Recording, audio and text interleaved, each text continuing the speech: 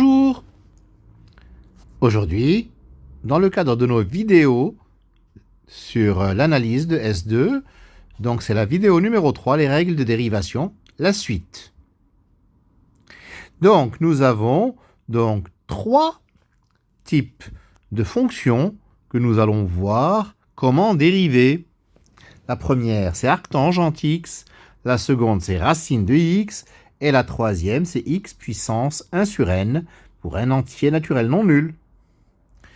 Donc, f de x égale arctangente x. F de x plus h, c'est arctangente de x plus h. F de x plus h moins f de x sur h, c'est donc arctangente de x plus h moins arctangente x sur h. Que je peux écrire, bien entendu, arctangente de x plus h moins arctangente x sur x plus h moins x. Je vais poser y0 égale arctangente x et y égale arctangente de x plus h. Ainsi, x sera égal à tangente de y0 et x plus h, c'est tangente de y.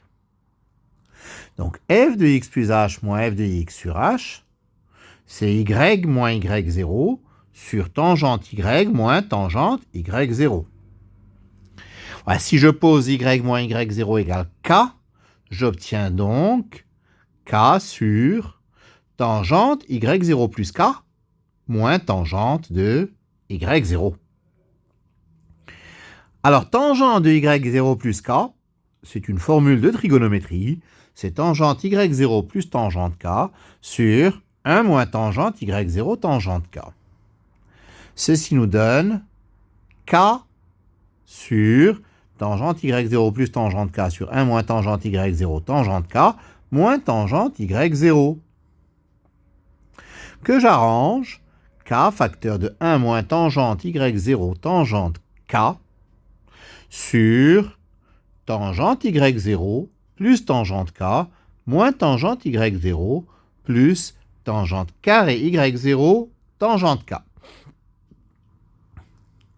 Ce qui donne k facteur de 1 moins tangente y0 tangente k sur tangente k facteur de 1 plus tangente carré y0. Donc, la limite quand h tend vers 0 de f de x plus h moins f de x sur h, c'est la limite quand k tend vers 0 de k facteur de 1 moins tangente y0 tangente k sur tangente k facteur de 1 plus tangente carré y0. Qui donne, puisque k sur tangente k, ça tend vers 1. Donc, le numérateur 1 moins tangente y0 tangente k tend vers 1 également. La limite, c'est 1 sur 1 plus tangente carré y0, c'est-à-dire 1 sur 1 plus x carré. Donc, la dérivée de arctangente x, c'est 1 sur 1 plus x carré. La deuxième fonction, c'est f de x égale racine de x. F de x plus h, c'est racine de x plus h. F de x plus h moins f de x sur h, c'est racine de x plus h moins racine de x sur h. C'est-à-dire x plus h moins x sur h facteur 2, racine de x plus h plus racine de x. En simplifiant, nous obtenons 1 sur racine de x plus h plus racine de x. Lorsque h tend vers 0, cette quantité tend vers 1 sur 2 racines de x. Donc la dérivée de racine de x est 1 sur 2 racines de x. La dernière fonction, f de x égale x puissance 1 sur n. F de x plus h, c'est x plus h puissance 1 sur n. F de x plus h moins f de x sur h, c'est x plus h puissance 1 sur n, moins x puissance 1 sur n sur h. Posons x égale y0 puissance n. X plus h, c'est y puissance n. J'obtiens donc f de x plus h moins f de x sur h, c'est y moins y0 sur y puissance n moins y0 puissance n.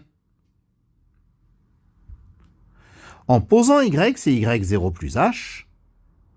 nous obtenons y0 plus k plutôt, nous obtenons que cette quantité vaut k sur y0 plus k à la puissance n moins y0 à la puissance n. Ça fait k sur... Alors, j'utilise le binôme de Newton, somme de j égale à 0 jusqu'à n, de j parmi n, y0 puissance j, k puissance n moins j, moins y0 puissance n.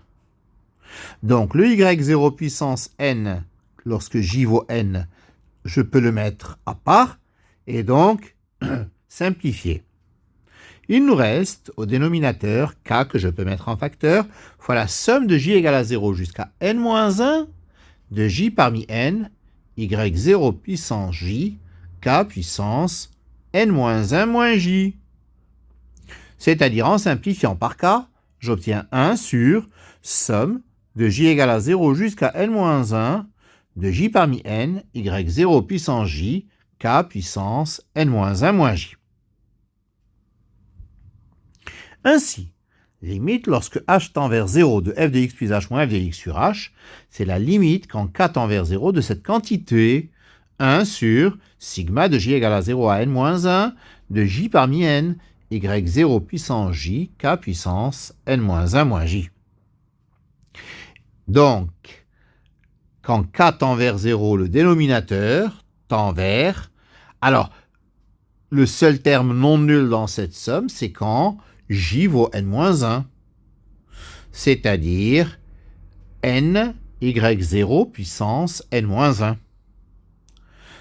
Donc, ce qui donne 1 sur ny0 puissance n-1, c'est-à-dire 1 sur n, y0 c'est x puissance 1 sur n, le tout puissance n-1.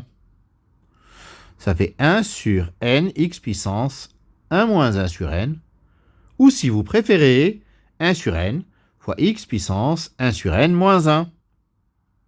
Donc la dérivée de x puissance 1 sur n, ou la dérivée d'une puissance de manière générale, on a montré qu'elle était identique, la même formule, c'est 1 sur n fois x puissance 1 sur n moins 1.